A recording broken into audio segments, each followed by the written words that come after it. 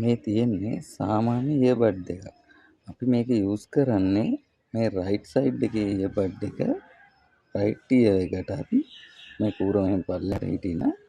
ඊට පස්සේ left side එකේ එක ලෙෆ්ට් සයිඩ් එකට ගෙලින්ම මෙහෙම හිටින විදිහට තමයි අපි සාමාන්‍යයෙන් පාවිච්චි කරන්නේ. ඒත් මම මේ දැන් කියන්න යන්නේ වෙන දෙයක්. දැන් අපි මේක පාවිච්චි කරද්දී සමහර අයගේ කන්වල හිටිනවා අඩුයි. අනිත් එක ඒ විදිහට අපි සාමාන්‍ය විදිහට පාවිච්චි කරාම හෙල්මට් එකක් එහෙම යූස් කරද්දී ඒක ඉයර්බඩ් එක වැටෙනවා. මම කියන්නේ දැන් මේ ලෙෆ්ට් සයිඩ් එකේ ඉයර්බඩ් එක අරගෙන මේ පේන කූර වගේ කෑල්ල මෙහෙම උඩට මේ කනේ මෙතන කනේ හොම තියෙන තැනට වැහෙන්න තියාගන්නවා. හෙල්මට් එක දැම්මත් මෙහෙම පාත් වෙනකොට වැටෙන්නේ නැහැ හෙල්මට් එක.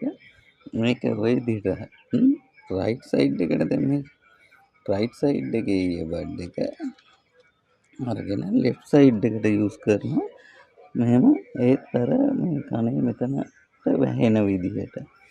ඊට පස්සේ දැන් මේ ඉයර්බඩ් එක මම දැන් හෙල්මට් එකක් වුණත් යූස් කරන්න පුළුවන්. දැන් අනිත් විදිහට දැම්මත් වැටුණාට දැන් මේ විදිහට දාද්දි කිසිම ප්‍රශ්නයක් නැහැ. ඔහොමම ඒ දෙක හිටිනවා. මොකද මේක කනට වැහෙනවා හෙල්මට් එක දාද්දි මෙහෙම කන වැහෙන්නත් වැටෙන්නේ නැහැ. ඉතින් ඔයගොල්ලෝ try කරලා බලන්න. ඒක තමයි මට කියන්න ඕනේ. ස්තුතියි.